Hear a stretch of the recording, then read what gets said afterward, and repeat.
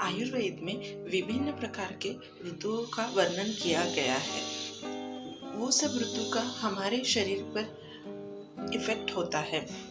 तो आज चलिए हम विंटर सीजन मीन्स हेमंत ऋतु की बात करते हैं। हेमंत ऋतु में हमारा खान पान कैसा होना चाहिए, हमारी लाइफस्टाइल कैसी होनी चाहिए, डेली रूटीन कैसा होना चाहिए, उसकी आज हम चर्चा करते हैं। हेमंत ऋतु में चंद्र बलवान होता है और सूर्य की शक्ति कम हो जाती है। तो इस ऋतु में हमारे शरीर का बल बहुत ज़्यादा होता है। मीन्स ये ऋतु एक बलवान ऋतु होता है। हेमंत ऋतु में वात और कफ दोष की वृद्धि होती है दोनों। तो इस ऋतु में हमें ज़्यादा cold, cough, congestion, rhinitis, rheumatoid arthritis, sciatica, neuromuscular disease के पेशेंट्स ज़्यादा दिखाई देते हैं। मीन्स जोड़ों का दर्द, ये सब प्रॉब्लम्स ज़्यादा होती है। तो इस सीज़न में हमने अच्छी तरह से वूलन के कपड़े पहनना चाहिए। तो उससे क्या होता है कि हम हमारी अग्नि को लूज़ न करें, क्योंकि इस सीज़न में हमारी जो स्किन पे कैपिलरीज और जो रोम रंध्र होते हैं वो क्लोज हो जाते हैं। क्लोज होने से क्या होता है कि हमारा स्किन का जो अग्नि होता है वो जीआई ट्रैक्ट में चला जाता है। तो उस वजह से हमारा जो जाठर अग्नि होती है, जो पचन शक्ति होती है, वो बढ़ जाती है। आपने देखा होगा कि हेमंत ऋतु में, ठंडी की सीज़न में सुबह उठने पर हमें बहुत अच्छे से भूख लगती है। मीन्स भूख ज़्यादा बढ़ जाती है हमारी। तो हमें हेमंत ऋतु में मीन्स विंटर सीज़न में सुबह हेल्दी ब्रेकफास्ट लेना चाहिए।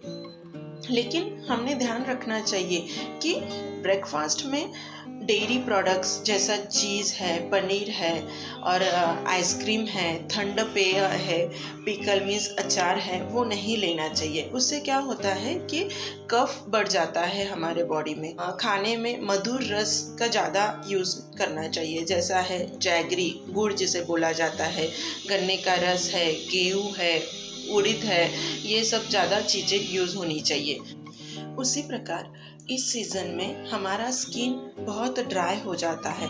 तो आयुर्वेद में डेली मॉर्निंग में अभ्यंग करने का बताया गया है। अभ्यंग करने से हमारी स्किन सॉफ्ट और हेल्दी रहती है। उसके बाद में हमने उद्वर्तन मीन्स उपटन लगाना चाहिए और उसके बाद में गुनगुने पानी से नहाना चाहिए। उससे हमारी स्किन हेल्दी होती है। उसी प्रकार हेमंत ऋतु में हमने स्किन, लिप्स, हमारे पैर की एड़ियाँ और स्काल्प, ये सब जगह हमने ऑयलिंग अच्छे से करना चाहिए। तो उससे क्या होता है कि स्किन ड्राई नहीं होती है और स्मूथ और हेल्दी रहती है।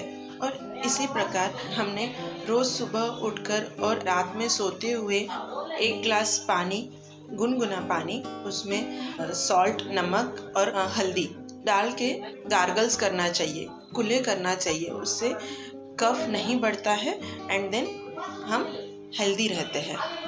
उसी प्रकार जैसे स्किन हमारा इस सीज़न में ड्राई हो जाता है, वैसे ही हमारा जो स्काल्प होता है वो भी बहुत ड्राई होता है। तो इस सीज़न में हमें dandruff, dry hairs, frizzy hairs ये ज़्यादा दिखाई देते हैं। तो हमने बालों को भी अच्छे से ऑयलिंग करना चाहिए। उसके बाद में उसको स्टीम देना चाहिए and then look warm water से वॉश करना चाहिए and then chemical free shampoo का यूज़ करना चाहिए। उससे हमारे हेयर भी हेल्दी, स्मूथ एंड शाइनी रहते हैं।